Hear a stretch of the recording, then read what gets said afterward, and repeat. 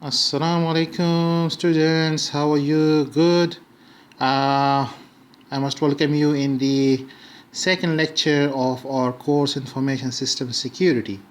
Okay, and I hope that you have been through the first lecture. We didn't have much time to respond to your queries because it was uploaded late. But hopefully now you would have read it. So if you have any questions together with this one, inshallah we'll be having a consultation session soon, so please bring your questions to the consultation session. Okay, now here in lecture 2 we'll be talking about, again, we are building up our basics, right? So we are still doing the fundamentals. So here we'll be trying to having an understanding of what are malicious attacks, or generally attacks, threats and vulnerabilities. I'm sure that you have been you are already familiar with these terms. Some of them we have already covered in the previous lecture, but as I mentioned earlier, this is still fundamentals. So we are trying to get in an understanding of the related terminology and make it more formal for the course, right, for our discussions.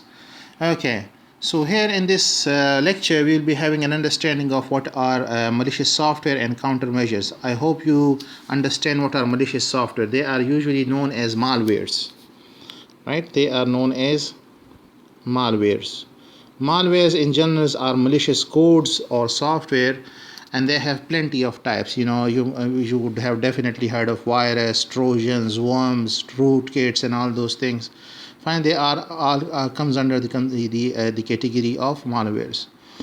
So we'll be having an understanding of what they are, what are the difference between them, what are they used for, how are they, how do they exploit victims over the internet, right? Or how do they infect systems, and what are the countermeasures? Countermeasure means, do we have any solutions? These are the solutions or the general guidelines that can help us to counter these problems. Common attacks, we'll be having an understanding of what are some common attacks and the related countermeasures. Social engineering is a very exciting, very interesting topic. Not all attacks are performed in the internet, in the IT based information system security. Not all attacks are performed using IT equipment or IT hardware or software. There are some attacks which are generally happening in the physical world. Fine, and some of them are called social engineering attacks. So social engineering attacks in general, to summarize it, it is actually a particular skill set related to communications, right? How well do you communicate with people? How confident are you when you are talking to people and then convincing people to extract valuable information? So that is a part of the social engineering. Threats and types of attacks on wireless networks, because most of the in these days people are using mobile devices, and they are using particularly Bluetooth and related technologies, Wi-Fi, for their communication, right? So what are some related threats that is associated with those, with the wireless network? And we'll also have a look at the web applications threats, because web applications are also very common these days, and it is one of the most application used in the internet these days. So we would have an understanding of the threats that are related to vulnerability web applications as well. Now, this is from the last lecture. Just to revise, what is a vulnerability, because we will be discussing these things. A vulnerability, as I mentioned previously, it is a weakness in the system. Now, system generally refers to what? Either the process, the technology, or the people. Fine. So people can have weaknesses, unawareness. People can have awareness that they can be easily tricked. Fine. And we also could have vulnerability or weaknesses in the design of an application or a hardware. We can also have a weakness in the implementation of the way you implement or deploy some kind of a hardware or software. You might be using some kind of default username and password or default settings, which is known to everyone out there. So if they know all these credentials, they can easily attack us. So these are known as vulnerabilities, right? It can be related to bad programming as well. Fine. Then we have threats. Threats is the potential harmful event, right? It is an action or event that might compromise the security. And as an organization, we must be, consistently, continuously looking for threats that may harm our organization assets, right? So these are all software or hardwares or natural events that may affect negatively our business objectives or affect negatively our information assets. Then we have attack, which we already established that this is the actual realization of a threat. Fine. This is the actual attempt to breach the information security objectives, which are confidentiality, integrity, or availability. So any attempt that is used to breach these objectives is known as or are known as attacks. Fine. We also had a look at them as well. Now, within an organization, or from personal computing towards corporate level computing or organizational level computing, what are the objects out there, what are the assets out there that we need to protect? Fine. So there are multiple of things, and as I mentioned earlier in the first lecture, that when we talk about information security, information system security, we do not talk about just the hardware and software or the information in general. We have to talk about other components as well, which comprises like the people who are using the technology, the main information, the documents, and all those things, right? So we have to protect those as well. Everything that is an asset to an organization. Asset means something that has a value to organization or that is critical for business operation. That becomes our asset, and we have to protect all those assets. Now we will limit our studies to or lecture to the IT-based information systems and related issues, because these days, as I mentioned earlier, our information systems, majority of the information systems are IT-based. So we will be limiting ourselves to the IT or technology and information level discussion related to protection. Okay, so yes, we have customer data within an organization. We are providing services and products to our customers. They have our data with us, so we must be protecting them. We must be protecting the customer data by law, right? In order to maintain our integrity as well, or brand name as well. Then we also have to protect our IT infrastructure. It can include the server, the different hardware, and the software, fine, that are necessary for business operation. Intellectual property, these are the properties of people, soft properties, either your pictures, your drawings, your paintings, your recipes, your research work, your ideas, your music, your lyrics. These are intellectual property, right? People have actually spent considerable time and energy to come up with these ideas, with these intellectual property. So we have to protect them as well. Now these intellectual property can belong to an individual, or they can also belong to some organization. Fine. For example, some organization might be coming up with a new design of a particular critical information system or a critical application. Fine. So that becomes the intellectual property of that organization, and they need to protect it.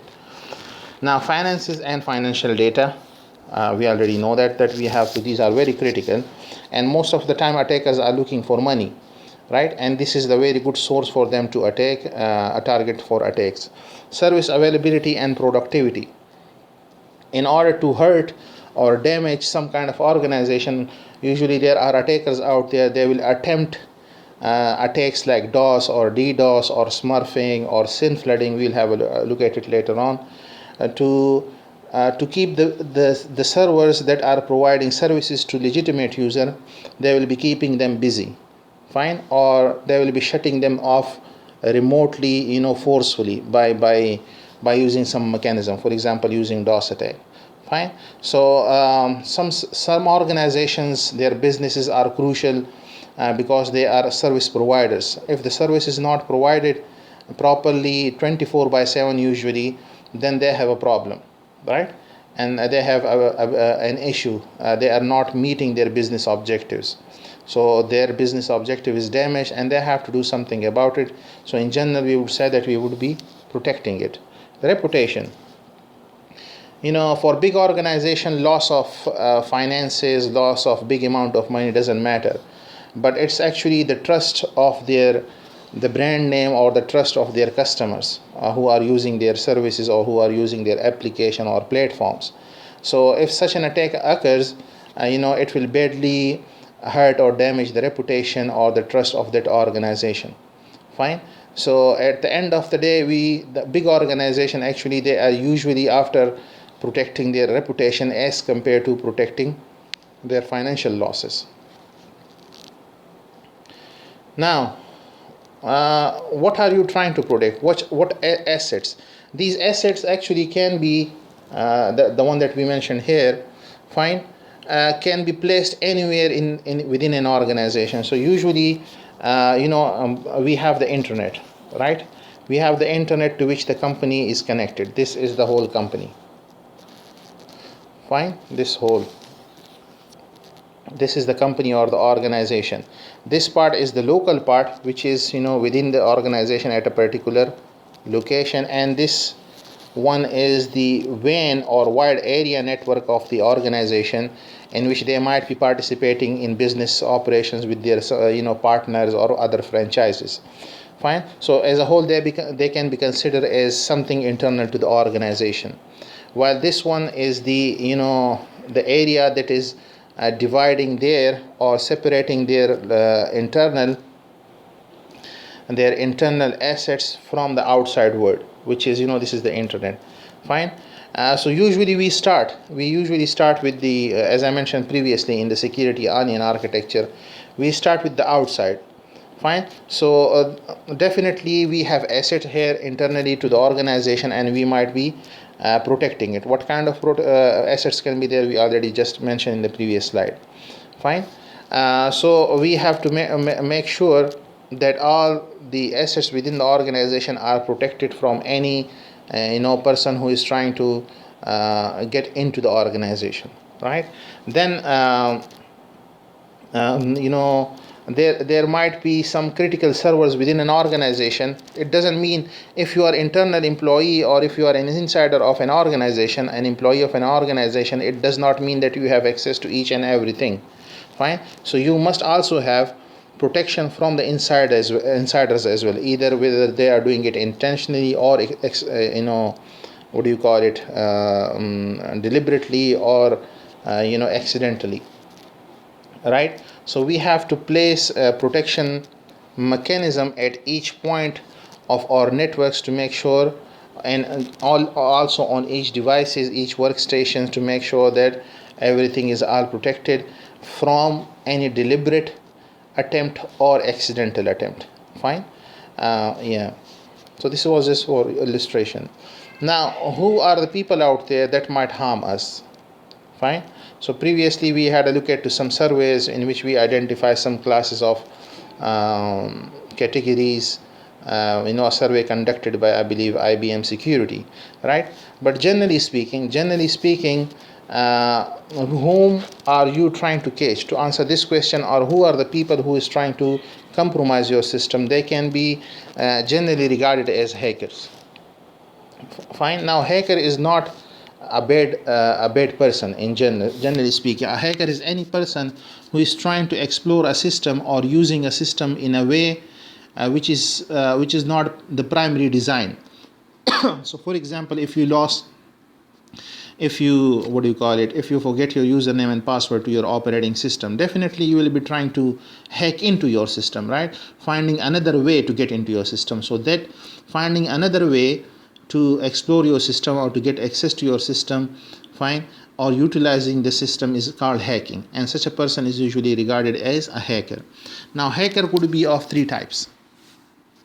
First one is the white hat hackers. These are the different hats that they may wear. These are just just a visualization concepts. So white hat hacker, you can say that if anyone is wearing a white hat or a white thobe, just right, they are good people, right? So these hackers, actually white hat hackers, are hackers that are actually being called or invited by organization to come and explore their system to find out any vulnerabilities that they may have in their organization. They are also known as licensed penetration testers, LPTs. Fine. Then so these are the good people. They are actually paid a very handsome amount to perform those activities, exercises, to make sure that they discover all the vulnerabilities, weaknesses, related threats, and risk associated to those vulnerabilities. Okay. Then we have the black hat, or which are also known as crackers, bad people, right? These are the bad people because they are wearing, a different kind of hat, a black hat, right? These are the people who will be trying to exploit your system. You exploit the vulnerabilities in your system and do some harm to your organizational assets. Simple as that. They are usually regarded as black hat or crackers. They will try to crack, your information, your system, in order to get some benefit, in order to do some harm. Then we have the gray hat. Now these are the people who again have, the related skills and expertise. By the way, they are all very good at networking and system related, application development related expertise. They are very good, skillful people. They are very skillful people. So great hat hackers are actually those hackers who will try to discover vulnerabilities in your system, generally speaking. Okay, there are different concepts, different explanation, or different description to this one. So one description is that they might be discovering vulnerabilities in your system, but they would not, exploit it, but they will actually report it to the organization, maybe for a reward, or maybe for some other benefits, right, or for some name or something like that. So no, they do not do harm to the business resources or business assets, operational assets. Now another description is that these are actually the white hat hackers, these are actually the hackers who are by day doing an authorized job as a LPT, and by night or in their free time they do these things. So this is another description. Anyhow, they have a mix. They have the same skills and expertise, right? They usually do not exploit. This is the most agreed upon description or definition for a great hat, that they have the relevant skills and expertise just like any other hacker, but they do not exploit any vulnerability or any weaknesses that they may discover in a particular target. Fine. You might have heard of the word, bug hunters. Bug hunters are these people. Fine. They try to explore, vulnerabilities or bugs in application and software or systems of an organization, and then report it to them, for only to them, not to public. Okay. Otherwise, you are, publishing someone else's weakness, which is illegal. So for a reward, they might be doing it for a reward. I hope you get the differentiation. What kind of tools are they using for their attacks? Right. So there are different sets of tools out there, that they might be using for exploitation, right? Or be using either for white hat hacking, or because the general phenomena remain the same, the underlying techniques remains the same. Fine, for all of them. And these tools can actually be used by security administrators or security analysts as well to find out vulnerabilities in their system, because that is their job as well. Fine. So the same tools are used by a security administrator as well as by these hackers. So the first one, there are plenty of them. But I have listed here some of them. By the way, for very common terms, I have skipped those terms, but the terms that might be new to you, 90%, or you can say 95% of the terms that has been used here are actually being described in the notes section, okay, of the slides. So you might want to have a look at that. Start from there, and then you can browse to the the internet for more details, or bring it to discussion if you have still have any confusions. So protocol analyzers. The protocol analyzers are actually softwares or application or programs that are associated with the communication line to a network. Fine. And then when it is attached to a network, it actually captures all the network traffic that is going on that network. Fine. Why would we do that? Why would the hacker or the administrator do that? to see what's happening on the network, what kind of information is being traveling, what kind of protocol information is usually used. Fine. Within these protocol communication, I hope you know what protocol is, because you are all network data communication and network students already. You have been through there. Fine. So they will try to capture various protocol or various network protocol data and then analyze it for different for different information, to get some more information about what's going on the network. And for the attacker, analysis could be to find out some credentials out of these channels, out of these communications. They are also known as sniffers as well, because they sniff a line, a communication line.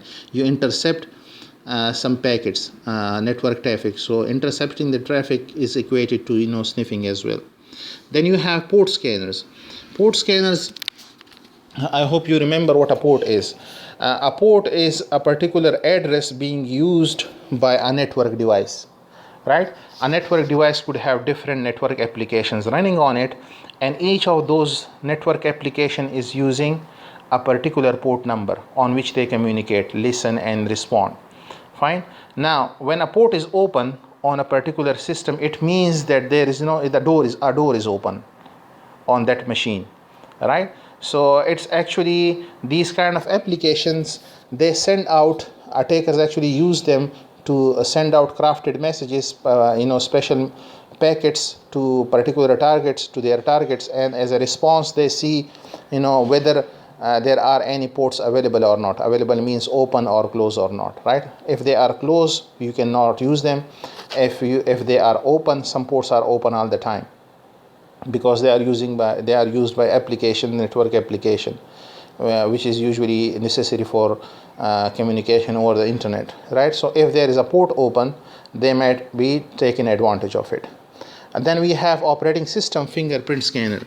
Operating system fingerprint means to find out to discover what kind of operating system is installed, right? You cannot just take a Windows machine, Windows operating system with codes related to, or with malicious softwares that are designed for Linux, right? You have to have the right tool for the right operating system, for the right application. So one of the objective within an attack is actually to find out what kind of operating system is being installed by the target machine, right? So all those softwares that are used for this purpose, to discover the fingerprints or the type of operating systems that are installed on a target machine, are known as OS fingerprint scanners. They scan the type of operating systems installed. I have given some examples there as well in the notes section. Have a look at it, please. Then vulnerability scanners. When there is a system, a network computer, a hardware, a server, or a system PC that you are targeting, definitely they are using some kind of operating system. Within that operating system, they have multiple types of applications running, right? Now each of these applications, because of technical issues, they have vulnerabilities. They have vulnerabilities or weakness. There is no system out there, no software or hardware out there which is perfect. There is no such thing as perfect. So they always have certain kind of weaknesses. Fine. So these are the programs or applications that are used to find out, discover vulnerabilities or weaknesses on a particular target. These vulnerabilities can be there in the operating system itself, which is itself is an application, or with some other application, Microsoft Word, Adobe, Flash, other applications. Fine. Then we have exploit software. Exploit softwares are actually software. For example, Metasploit is one of the most famous exploitation tool. Open source, free of cost. It comes in the Kali. I hope you know what a Kali is. Kali is an operating system that is designed for hacking. Fine. So it has all the tools that are necessary for hacking a particular target. And now exploit actually means to take advantage, right? Or to attack. This is the actual attacking tool. So before attack, you might want to discover some weaknesses. You might want to gather some information. For gathering information about the target, you might be using these tools: vulnerability scanners, OS fingerprint scanners, the port scanner, the port analyzer. But once you find a vulnerability as a hacker or as an attacker, what would you want to do? Definitely attack, exploit that vulnerability, take advantage of that weakness. Fine. So they come up with a variety of packages that are used, codes. They have different codes as exploitation codes. We call them the exploits or exploitation codes. Fine. That is designed for specific vulnerabilities. Once you find a vulnerability, let's just say V1 here, through some scanner, there will be an exploit code for it. Fine. Let's just say exploit code 1, which will be having a code that will actually exploit this vulnerability. Fine. This is an explanation or elaboration of what is an exploit software. Password crackers. Definitely you would want to crack some passwords. They are the first password or username passwords or logging mechanism, or generally authentication mechanism is the first line of defense. Fine. This is to prevent any unauthorized person to get into the system. So, and they are usually being enabled by what? Powered by username and passwords. So there are tools available such as Can Enable, Loftcrack. There are others as well, which you can use to crack a password. Fine. Cracking a password is an exercise, inshallah, that we'll be doing in one of the labs as well. Keystroke loggers. Keystroke loggers are actually, keystroke means the keys that you press or strike on your keyboard. So they are usually regarded as a type of spywares. Spywares are malwares or malicious software that are installed on a particular target. Fine. After exploitation, definitely after exploitation, or when you are infected by some kind of a virus. That virus, when you are infected, they might install a spyware or a keylogger on your system. And what it does is that it captures, it collects, it monitors your keystrokes and then send it to the attacker transparently, the user. The user has no idea what is going on in the background. Fine. These are very critical. Okay, moving on. So what is a security breach in general? So, or attack or security breach: any event that results in the violation of the security objectives. What are security objectives? The confidentiality, integrity, and availability. Any attempt that is designed or that actually attempts to damage these confidentiality, these objectives, CIA, confidentiality, integrity, and availability, we will call that as a security breach or an attack. Fine. Some security breaches disrupt, damage the system services on purpose. As we mentioned earlier, there are two types of attacks or damages. Fine. Or breaches. One is done intentionally. They have actually planned, designed, properly planned for that attack. So those are deliberate attacks. And then the other part or the other category are the accidental, people doing mistakes during their work in a particular organization, or keeping small passwords or easy to guess passwords, or it may also arise from the hardware and software failures. As I mentioned, there is no such system, hardware or software, which is perfect. So chances are that they may fail. If they fail, they would definitely affect your other business objectives. For example, if your transactions, financial banking system is actually erroneous, or they have so much bugs or failures, chances are that when you are doing a particular transaction, it may fail, and that might lead to integrity issues, right? The transaction might not be made. It might add or remove some information from their transaction. So they can also affect the security objectives. Fine. I hope you get what is a security breach, what are intentional and unintentional or accidental attacks or breaches. Now, what activities are there that cause security breaches? In generally, we will call them either practices. Fine, because people do practices. People do some kind of activities, or people do some kind of task. When they are performing tasks, they might be doing something wrong. So it might be activities performed by the user, or it might be deliberate attacks. So by the just in general, what are those activities that cause a security breach? There are different types, tons of them. But just to highlight the major ones are the denial of service. Number one is the denial of service attacks. I'm dead sure that you will be knowing this thing, right? We have done this thing in this attack in the previous lecture, as well as in the networking course. Anyhow, denial of service, which means that there will be something that will deny the service being provided by a company or organization or by a server, right? So these are the attacks. These are actually repeated request or repeated spam messages being sent to a particular target. Fine. And whenever that target receive such kind of a request, it will respond, because this is how systems are designed. They talk to each other. When they receive a request, they have to respond. So but here the objective is not to use the system, but actually to keep the system busy, or to shut it down completely, such that it says, it raise up its hand, generally speaking, and that I cannot provide any further service. So it will deny its service to the actual legitimate users. Right? So this is what denial of services are. Then it has a special form. The DOS has a special form which we call what? Distributed DOS attacks. Now DOS attack is being launched by one single attacker.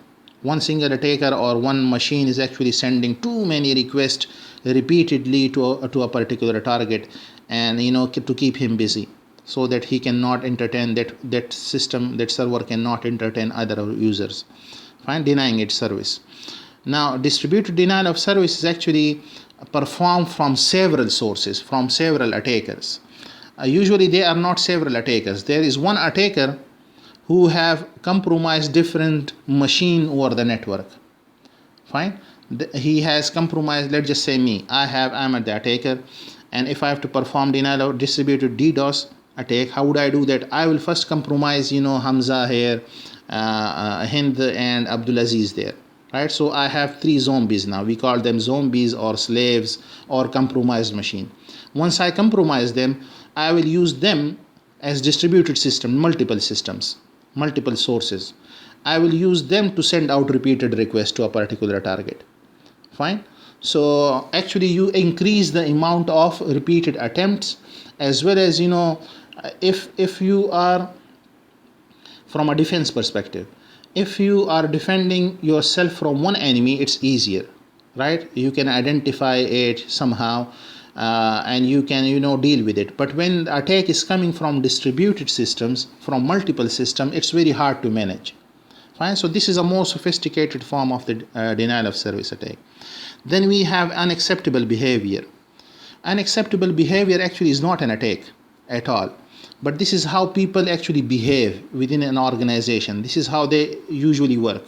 So what will I do as an example of unacceptable behavior? I'm going on a vacation, and I will give my credentials to Hamza, right? To please, this is my username and password, please log on to my Gmail, and if you receive any email there, please respond to it. Fine. Now Hamza is a good guy now, but imagine if I give it to someone who has not a good history, who is not trustworthy person. Fine. He may distribute it further, he may take advantage of it. Fine. He may start a propaganda against me using my credentials. So this may lead to issues. The other example this is unacceptable behavior. We should not be performing these kind of practices, right? You will agree as well. Other example would be, for example, let's just say again, I am going on a vacation, fine, and then the administrator actually feels that since Waqas is not here, we have to do his work. He has to do his work because he's not here. Let me just because he has the access, let me just get an access to his system and do some good for the organization. Let me perform something on his behalf. Fine. So it is vice versa. Or you are forbidden to use any for example in SQ, for example, you are forbidden or you are not forbidden, but you are still using BitTorrents, torrent website for movie downloads, right? Now it is allowed, because it is just maybe it is allowed to browse to a torrent website, but it is an unacceptable behavior, because chances are that you might be downloading some file from there, maybe some game, and then when you install it, it might come with a surprise, and that surprise would be a virus that would infect which machine? The organizational machine. So these are some unacceptable behaviors which may also lead to security breaches. Wiretapping. Wiretapping means when you are recording a wire, right? Back in the days, this is a term usually used in the law enforcement agencies. They might take a warrant or a permission from the court of law, and then because they might suspect that there are some criminals out there who might be talking to each other over the phone, and they will be taping their conversation. This is called wiretapping. But the same phenomena can also be done using these protocol analyzers or sniffers in the internet-based communication. So this is called wiretapping. This is totally illegal. Without the court permission, without a legal warrant, you cannot perform such kind of activity. Fine, even the court hesitate to do this thing. The courts usually hesitate because this is a violation of privacy, and which is not usually well discussed in the Constitution sometimes. So use of a backdoor to access resource. What is a backdoor? Backdoor is again a software, fine, that is used to gain access to a particular system. This is like a backdoor. So you have a front door of your house, so which you usually use, but just in case, for example, that is locked or you lost the key, there is also a backdoor that you have installed, right? And using that door you can still enter your house, which is a good thing, right? But usually this thing is used by attackers out there after they have exploited the system. They will install such kind of a software which is hidden, fine, and whenever they want later on in future to get into your system, you might have changed your credentials, for example, later on, but then there is a backdoor, so he can use that backdoor to get into your system. An example of this would be to have a hidden administrator account in your systems, fine. This may be installed, which is not a practice by administrators, fine. This may be used by administrators as well as by hackers. Accidental data modification. People do mistakes all the time. Either when they are not present, right? When they have some issues at home, they will do funny stuff at work, right? Which might lead to accidental data modification, and if they do it to something critical, it is a dead point for an organization. Okay, I'll come back to you in another part. Okay.